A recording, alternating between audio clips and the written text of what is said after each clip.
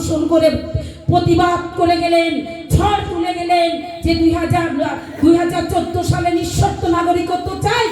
আর সেই নিঃশর্ত নাগরিকত্ব বড়মা বীণাপাণি দেবী আমাদের শিখিয়ে দিয়েছে।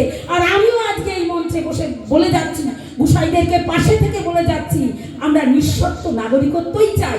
অত শত আইন টাইন আমরা বুঝি না। সকালে একটা আইন, বিকেলে একটা আইন, দুপুরে একটা আইন, যখন যখন যা মনে হচ্ছে তাই তোমরা ঘোষণা করছো, আর আমরা তার বলি হচ্ছি। এটা হতে পারে না, কখনো হতে পারে না। গুরুচাঁদ ঠাকুর বলেছিলেন, জাতি ধর্ম জাতিমান জাতি বড় ভগবান, জাতি ছাড়া অন্য চিন্তা নেই। তাহলে তিনি কি বলেছেন? এই জাতিকে ভগবান বলেছেন।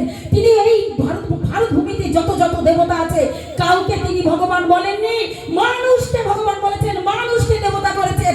আর সেই মানুষ নিয়ে তোমাদের এই ছলাকলা, তোমাদের এই আইন। তাহলে তোমরা নরপিশাচ, তোমরা মানুষ মারার কারিগর। তোমরা যে ধর্মের কথা বলো, ও ধর্ম মানুষের জন্য নয়।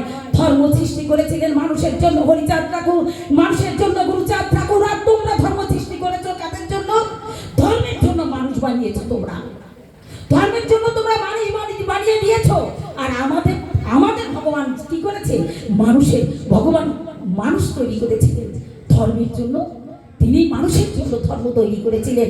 তাই তোমরা যেটা বলছো ওটা বৈদিক মতের মধ্যে বলছো, আর হরিচাঁদ ঠাকুর, গুরুচাঁদ ঠাকুর যেটা বলেছেন অবৈদিক।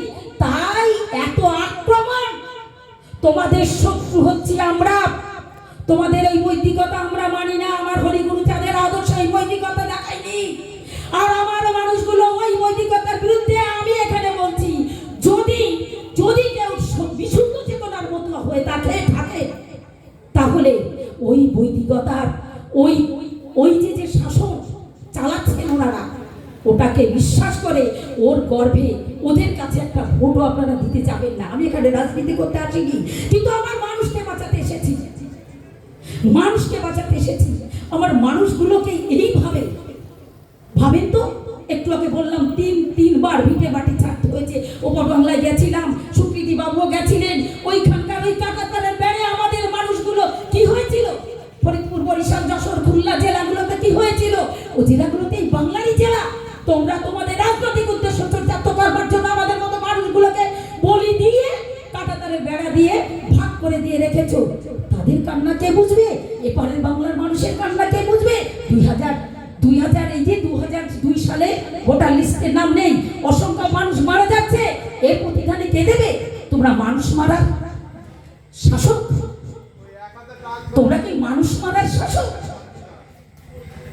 14 সালে অনশনে বসে আমাদের একজন গেছিলেন চলে, অনশন ঠিক করে উঠেছিলেন, পরবর্তী সময় অসুস্থ হয়ে তিনি চলে গেছিলেন।